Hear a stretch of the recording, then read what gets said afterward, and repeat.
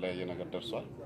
ስለዚህ ይሄ በሙሉ እጅግ በጣም የሚያሳዝንና ህግን የተከተለ አይደለም የሚል ነገር ስላለ በየደረጃው በዚህ ሂደት ውስጥ የተሳተፉ የፖሊስ አባላትም በሂደቱም ውስጥ ያሉ አካላት ህጋዊ ስርዓትን ጠብቀን እርምጃ እንወስዳለን ያለን አቋም ይሄ ነው።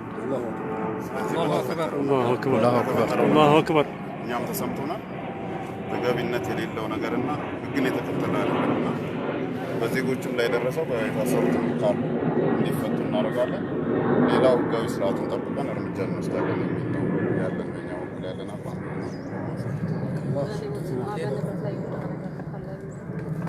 ያው በዝርዝር እንግዲህ መረጃው ተደራጅቶ ምርመራ ሂደት ካለ ይጣራል። ሲጣራ የደረሰውን የንብረትም የህይወትም ጉዳት የአካል ጉዳትም ካለ ዝርዝር መረጃውን እንሰጣለን።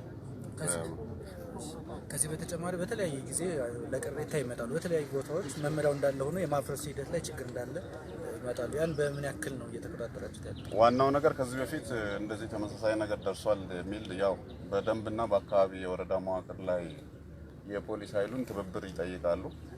ስለዚህ እኛ የእምነት ተቋማት ላይ ህዝቡ ፈጣሪ የሚያመልክበት ተቋም ነው።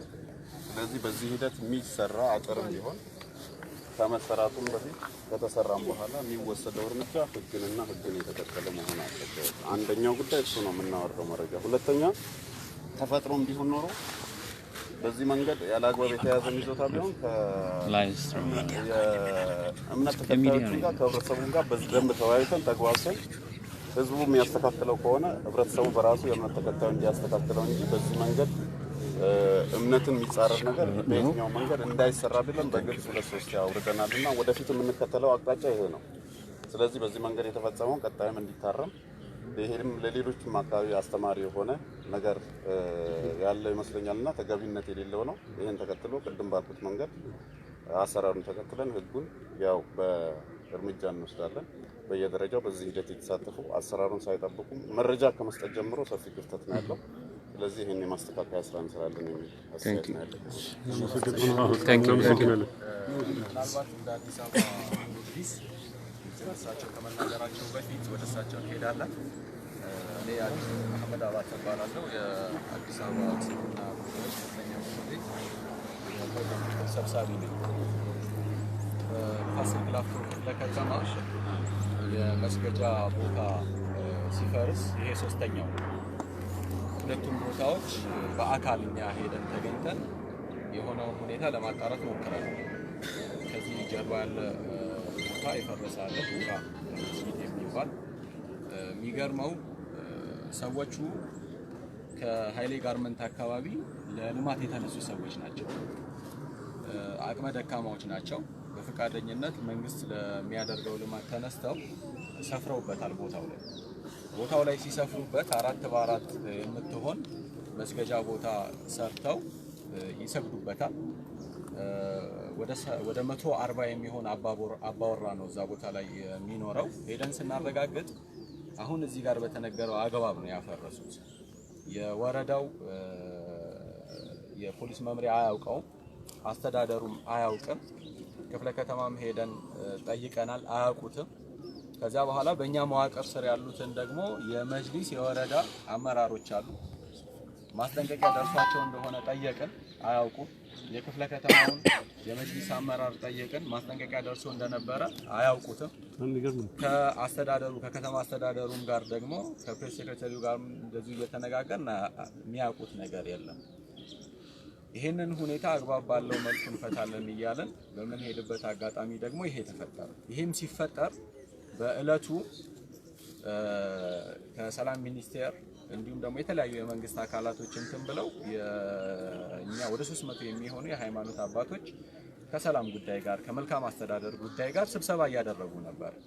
እኛም ለኢድ በዓል ዝግጅት ላይ ነበር።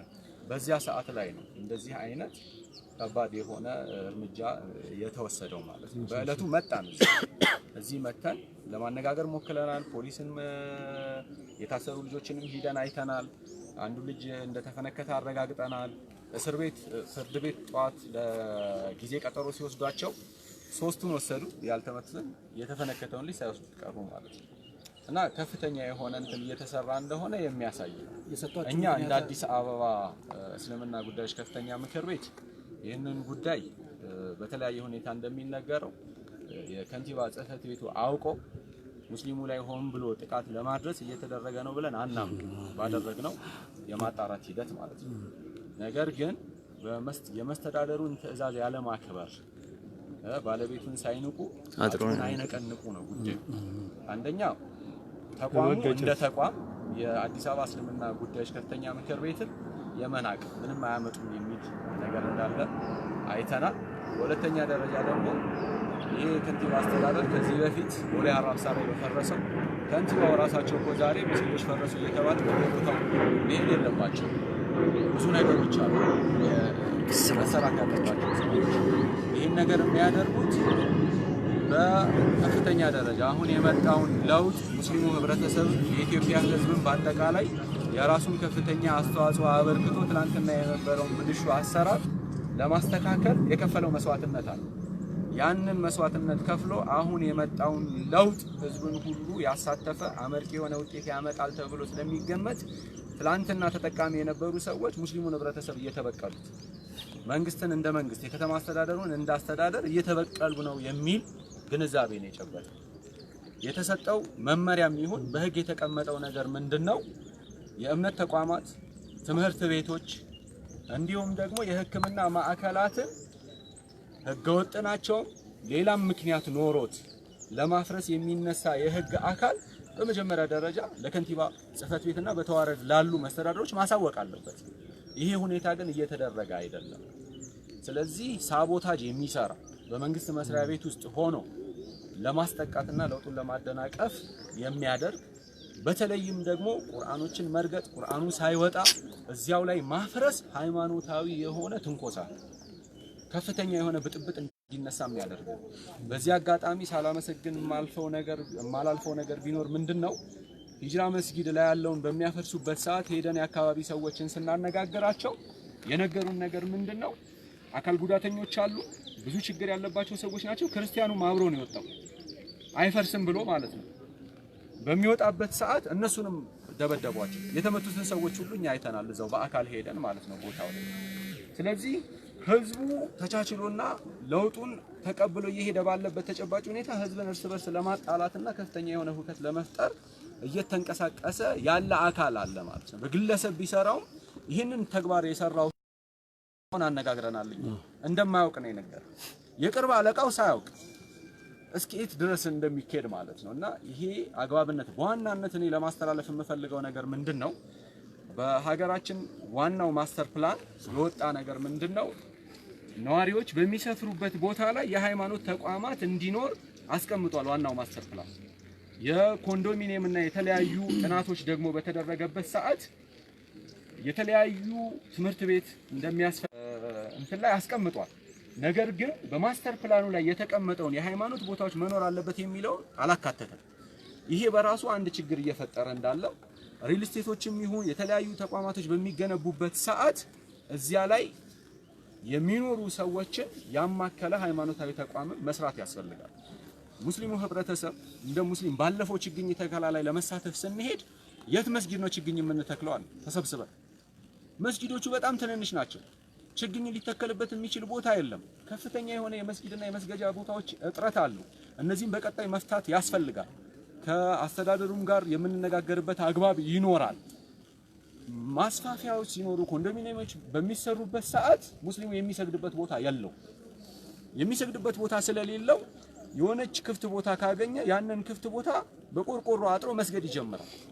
5 ዓመት 6 ዓመት ይተውና የሆነ አጋጣሚ ላይ ደግሞ እርምጃ ይወሰድበታል። ከዛ እንደዚህ አይነት ቀውስ ይፈጠራል ማለት ነው።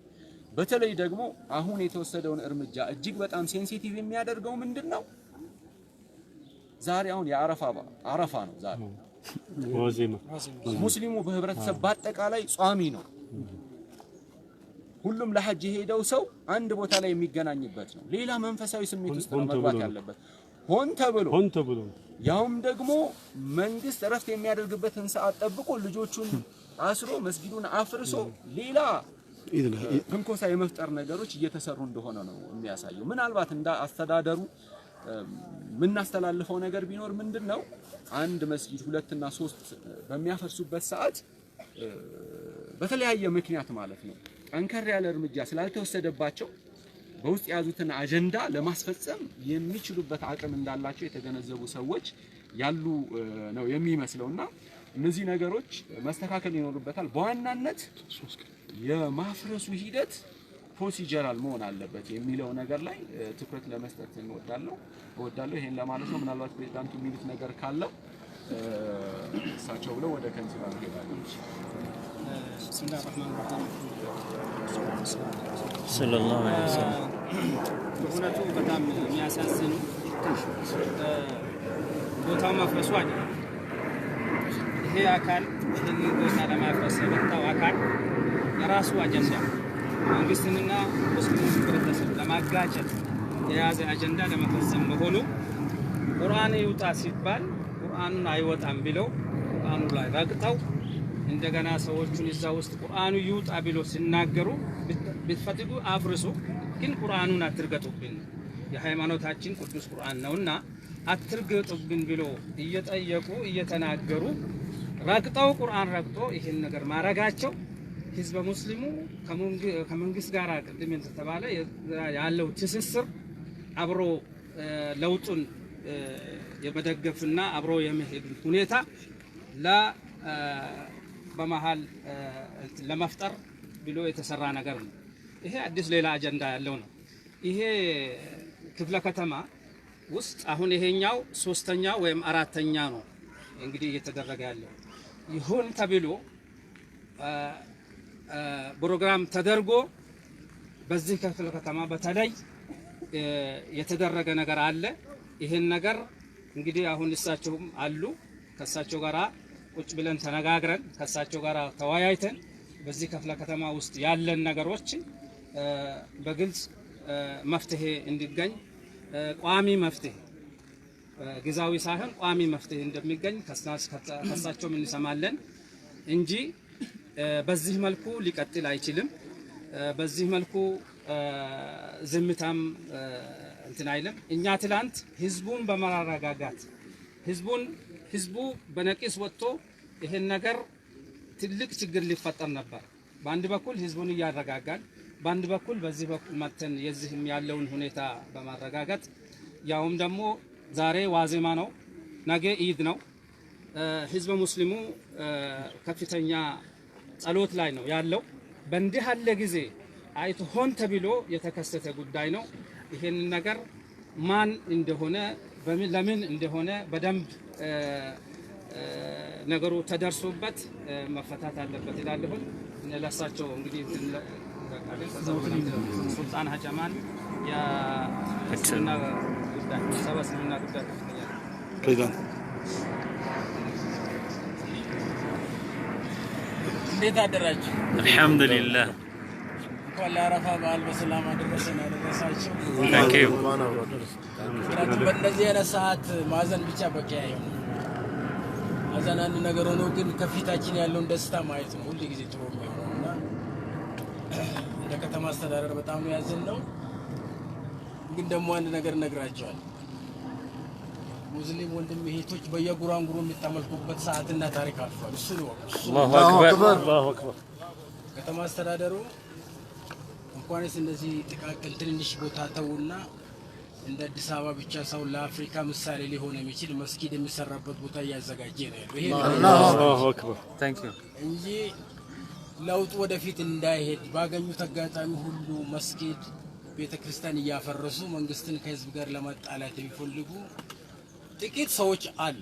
እኛ ስለ ጥቂት ሰዎች ዝቅ ብለን ማሰብ የለብንም። እነሱ ዝቅ ባሉ ቁጥር እኛ ከፍ እያልን ስለ ሀገሪቷ እድገት ነው ማሰብ ያለብን። ይሄንን ነው ማሰብ ያለባችሁ።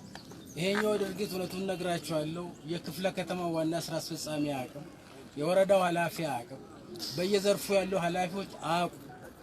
ይሄኛው በአመራር ደረጃ 2 ሰዎች የተሳተፉበት የደንብ 2 ሰዎች በአጠቃላይ 5 ሰው የተሳተፉበት እነዚህ 5 ሰዎች ለምን እንደሰሩ ይታወቃል። 118 ወረዳ ላይ በአዲስ አበባ ደረጃ ወደ 10,000 የሚሆኑ አመራሮች አሉ። እነዚህ 10,000 ሁሉም ሰው ለውጥ ተከትለው ፈልገው አምነው እያስኬዱ ነው ያሉ ከሆነ አይሆንም። ስለዚህ ለውጥ በባህሪው ደግሞ የሚያደናቅፉ ትንሽም ቢሆን ደግሞ አሉ እና እሱን ነው ማወቅ ያለባችሁ ማወቅ ያለብን።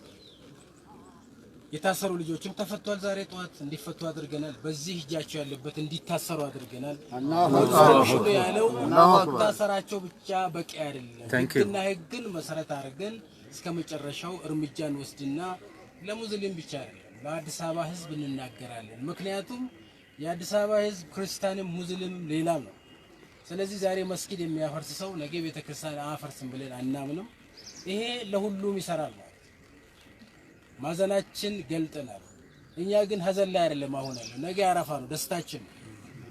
ለዚህ ቦታ ትንሽ ቦታ ናት እንኳን ፈረሰን በብለን እኛ እንደ ከተማ አስተዳደር 4000 ካሬ ሜትር ከ1 ኪሎ ሜትር በፊት አዘጋጅተናል። አሁን እሱን አዘጋጅተን ችካል ቸክለን እንዳል አላሁ